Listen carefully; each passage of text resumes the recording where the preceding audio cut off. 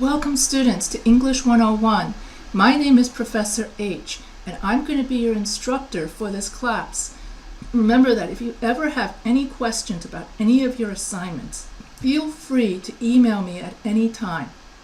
So in this first chapter, in this first week, we're going to go over the differences about reading and writing versus high school versus college.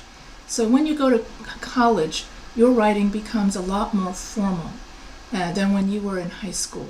And so I'm going to go over the differences between high school writing and college writing. I'm going to give you some tips on how to do active reading, and I'm going to give you some time management tips to help you save time in order to find the time to study. And I will give you tips on how to read very fast, to skim what you read and still retain what you need to retain. And then I will go over different kinds of essays that you will encounter as you go through your college career. Also, you're going to have a number of quizzes in this class. And so what I've done is I've created a study guide. And so when you read each chapter and each section, first, look at the study guide. Look at the questions that are on the study guide first, and then read your chapters. That way, as you're reading the chapters, you can then mentally answer the questions as you read the questions, as you read your chapters. So I will be emailing you your study guide, and these study guides are the actual quiz questions for all of the quizzes and all of the tests. That includes the midterm and the final that you will have in this class. So by answering the questions and studying the questions on the study guide, you can then succeed in getting a good grade on all of your quizzes in this class, as well as your midterm and your final. And so that way I will be emailing you your study guide in the announcements. So take a look and make it a habit to always look at your announcements every time you log in to the classroom, because I always post the latest news that you need in order to succeed in this class. And so as I say again, if you ever have any questions and you don't understand how to do something, or you're falling behind, always email me, and then we could schedule time together in which, like a one-on-one Zoom, in which I can go over whatever it is you don't know how to do. Also on Wednesdays, every Wednesday at 4:30 p.m. Eastern, I will have a live Zoom. And so I've also put my Zoom meeting link in the modules under Meet the Instructor or Contact the Instructor. So you can find the Zoom meeting link over there, and you can also find the Zoom meeting link in the announcements. So therefore, that's why it's so important for you to look at your announcements every time you log into class. And then if you want to know the due dates, keep track of your due dates, you should look at your syllabus and always be at least a week ahead in all of your assignments. And if you want to know what's on each quiz, then when you're in the modules, then look over the readings and expectations module for each week. And that will list what chapters you have to read for each week, and it also lists what's on the quiz for that week. So that's just a general overview of this class. And this is sort of like my welcome. Okay, this will be my very first video, my welcome video. And then in my next video, I will go over briefly what is in chapter 1, section 1 of your book, which talks about the differences between high school writing and all that kind of stuff. I decided I'm going to do that. I'll do it very quickly in this one, but then in my next video, I'll do it much slower. But if you have any questions, don't forget to reach out to me. And also, you can look at my videos at the Professor H Writing channel. So, without further ado, I will go over very quickly the differences between high school writing and college writing. I'll try to make it fast. And so I will share my screen. And let's see if I can find it. There it is. Yes. All right. So I should have gone back to the very beginning in order to organize this. But basically, when you write in high school, oh, there it goes. So reading and writing in college. And so when you write in college, okay, in high school, your reading assignments are moderate or long. Your teachers provide you with a study guide, and your grade is determined by your performance on a wide variety of assessments. And the structure and format of writing is generally stable over a 4-year period.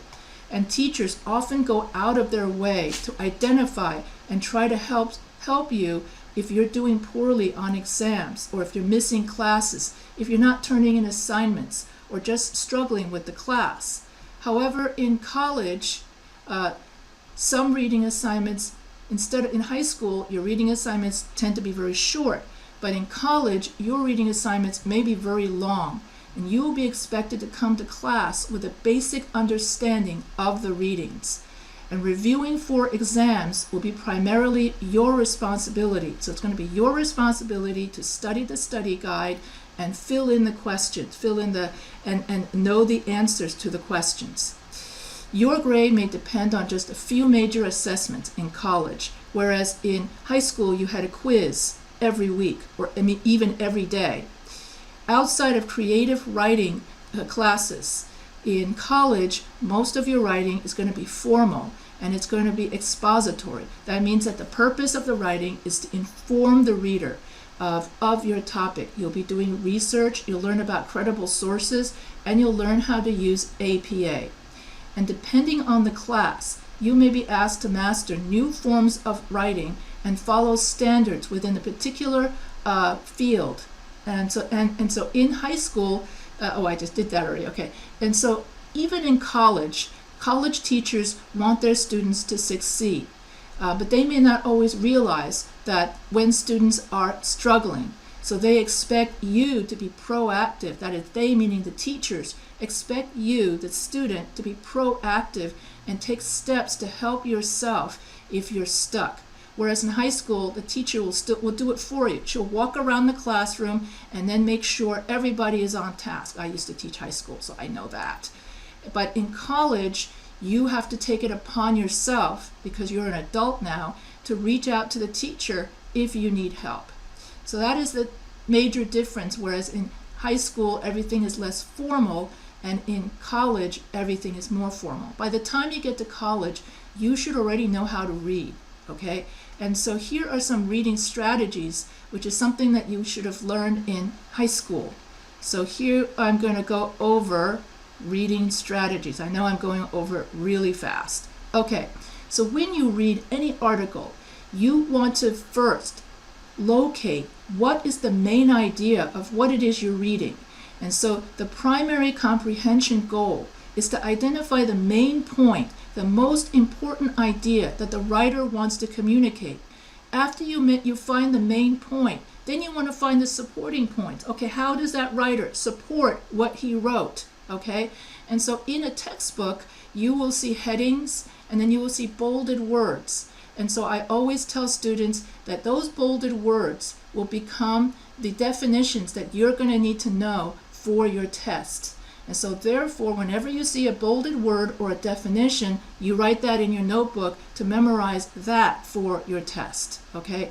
And so I've already, in the study guide that I will provide for you, written down what quiz questions you'll be expected to know for each chapter. So this will help you succeed in your quizzes, but it's up to you to learn that.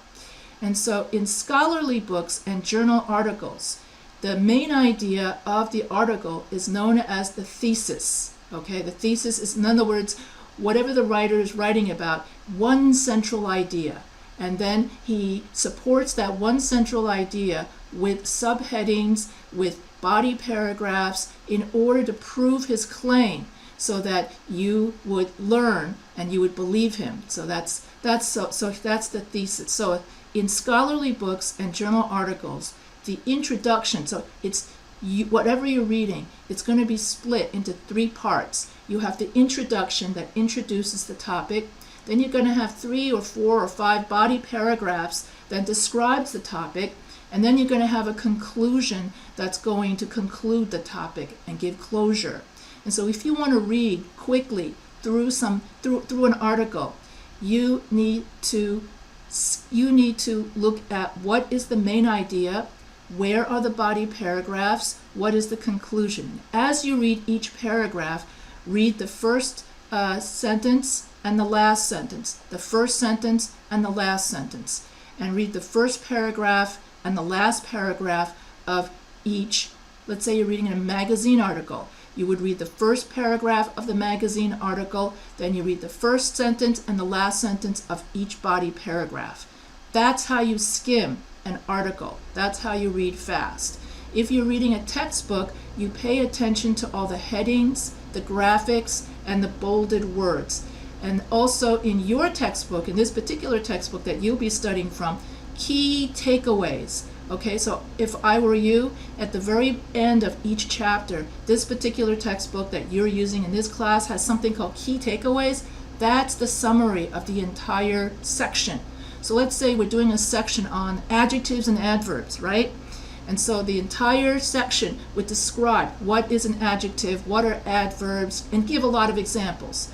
And then at the very end of the chapter, it says key takeaways, and that's where you're going to take your notes. Okay, that's what you put in your notebook. That's how you always go to the summary at the end of the textbook that summarizes the entire chapter. And also some textbooks also give you a list of vocabulary words for you to memorize. And so that's where you would write down in your notebook what's under key takeaways, or what's bolded, or what's the vocabulary list that you need to know from that chapter. And these study tips are not just for this class or this textbook. Any textbook, a psychology textbook, a biology textbook, any textbook, they all follow the same, format. Always study the summary at the very end, and then the list of vocabulary words that textbook has. And every textbook has bolded words and then a definition. Bolded words and then a definition. Those are the words that will show up on your test. And so those are some of the reading strategies. I know I was supposed to go through these notes, but I usually go off and just talk about what I know. And so let's see, did I cover it? Yeah, and so here is something you would have learned in high school. So here, a review. So what I just said about skimming and looking for the main idea, then reflecting on it and taking notes, well, it's summarized all very well in something called SQ3R, a strategy that students can use to become more active and engaged readers. So SQ3R is a step-by-step process that you follow during and after reading. The process works like this. First, you survey the text in advance. This means that you look at the questions on that study guide. You look at those study questions and you're thinking, okay, I've got to know what is an adjective, what's an adverb, and for this chapter, I got to know dangling modifiers. Then, when I read my chapter, I'm looking at, oh, that's what an adjective is. We jot that down because that answers that question in that study guide. Oh, I got to know what an adverb is. There's an adverb question. I write it down. And then you go all the way to the very end, key takeaways, and you write that down, okay? So you survey the text in advance. That's number 1. Number 2, you form questions before you start reading. Okay, I did that for you. I made you that study guide. So there are already the guiding questions are already there. 3, read the text. Recite and or record important points during and after the reading. Okay, that's the bolded those are the bolded words I told you about. And every time you see a bolded word, you write that down. So that's taking notes. Then you review and reflect on the text after you take all the notes. Then you try to go to yourself and go, okay, what did I just read? What was that? Okay, I just read an adjectives, that modifies the verb. And the adverb, oh, that modifies, no, wait. What did the adjectives do again? Oh, that modifies the noun, not the verb. Right. So try to remember what it is that you read, and try to reflect on, well, I use adjectives every time I say a green sweater, an ugly duckling, or whatever. So try to apply what you learn, okay? So this will help you remember the chapter. So that pretty much is the SQ3R way of reading. And I'm sure you learned about this in high school. And so read the introductory paragraphs and headings. In other words, read the first part of each paragraph. Read the first sentence, the first paragraph, and the last paragraph. The first in all the body paragraphs. Read the first paragraph, the last paragraph, because the first paragraph gives you the main idea, the thesis statement, introduces the topic, and then the conclusion concludes the topic. And then you should look over all the sidebars, photographs, and any of the graphs that catch your eye, and preview any bold-faced or italicized, I just said that already, italicized vocabulary, and also look at the headings and subheadings. Yeah, I remember learning this in high school. And so while reading, you should pause occasionally to recite or record important points. And that about basically covers it. And of course, I already told you, try to relate that to your life. Oh, adjectives. Yeah, I use adjectives all the time. Okay, and now I'm going to go over, this is the last part of this lecture, so I'm almost done. These are the most common kinds of essays you're going to come across in college writing. Personal response paper. In other words, you express your reaction to something that you read. A summary. You restate the main points of a longer passage. A position paper. You take a position on an issue, and then you justify and describe that issue, that claim, with your body paragraphs. Problem solution paper. You present a problem, then you present a solution. Literary analysis, we're not going to really do literature here, but basically you would talk about the themes and so on of literature. Don't worry about that one as much. Research, review, or survey. Sum up available research findings on a particular topic.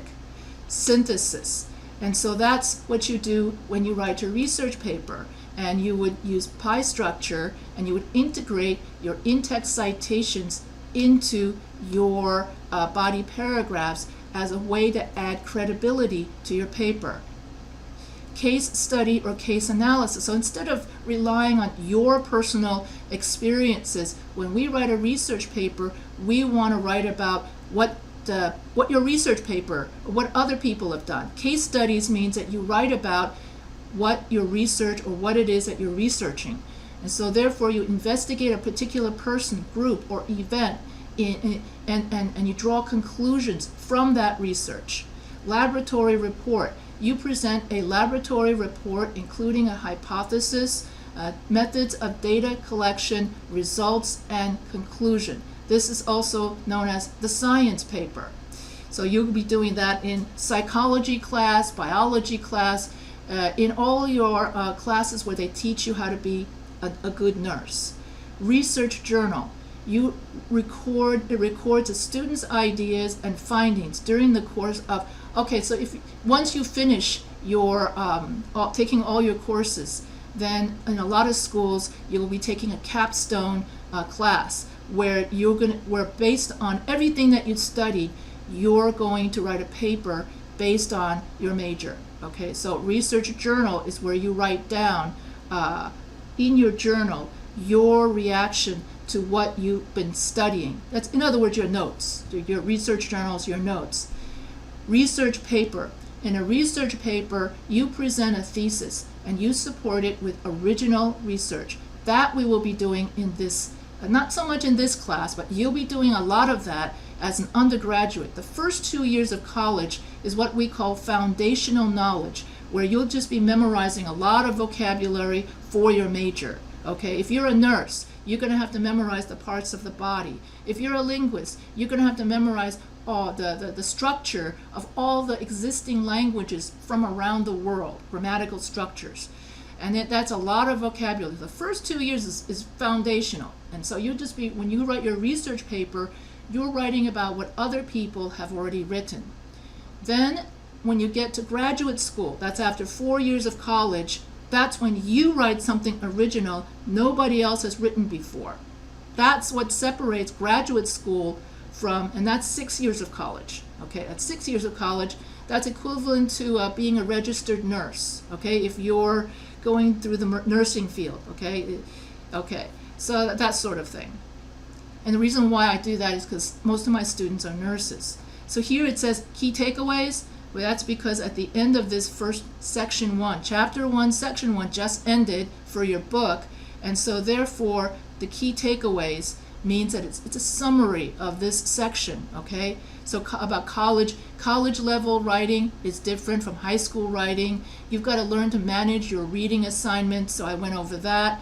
And also college writing assignments place greater emphasis on learning to think critically about a particular discipline and less emphasis on personal and creative writing. So you're going to find yourself, not so much in this class, but in psychology class, in when you write your persuasive essay. In this class, yes, for your persuasive essay, instead of saying, I went to the store and I love spring and you get rid of all of your personal experiences. You will write in third person case, and you'll be writing about what you research, okay? And you take yourself out of the picture. That is the hardest element for my students, is learning not to write about themselves, but about others. That's because you're doing expository writing, where the purpose of your writing is to inform the reader of your topic. And then the main point is the most important idea that a writer wants to communicate. Supporting points supports the main point, and you always want to find the central idea of what you read. And I've already gone way over time, and so this gives you, and you can read the rest of all of this in order to, and try to figure out if you're a visual learner, a verbal learner, an auditory learner, or a kinesthetic learner, okay? If you are a visual learner, that means that you learn by looking at and reading what it is, and you learn by reading. A verbal learner uses the instructional features in course text, summaries, chapter review questions to aid your studying. Take notes on your reading. That's also someone who likes to read, okay? And takes notes and use informal writing techniques such as brainstorming and blogging. An auditory learner likes to listen to lectures. He doesn't so much like to read. And then a kinesthetic person cannot just simply read or listen to a podcast. They need to be interacting with the teacher, interacting with students, and then based on the discussion and interaction between students, then they learn. Okay, so everyone has a different way of learning. So if you can figure out your best way of learning and stick to it, then you will succeed in your studies. And most people know intuitively what kind of learning they're best at. So I'm just going to stop right here. And I just gave a very brief, even though I went way over time. I was only supposed to do 20 minutes, so I apologize for going over time because I get so into my topic, you know. I go overboard because I like it so much. But anyway, so hopefully I didn't bore you too much. Since this is the very first lecture, you don't tend to get bored. But by next week, you will be bored. Yeah, by my lectures, not the writing, that kind of stuff. Anyway, I always hope that by the end of the class, I can convert my students to lifelong learners of writing. And that after the class is over, you don't just forget everything, but you learn to apply what you learned in this class to what you do normally at work or at play. So if you have any questions, feel free to email me at any time, and welcome to week 1 out of 12 of this 12-week class on Introduction to English Composition, and my students call me Professor H. So welcome to the class, and I should have finished a long time ago. Okay, so have a great week. Oh, only 25 minutes. Oh, that's short for me.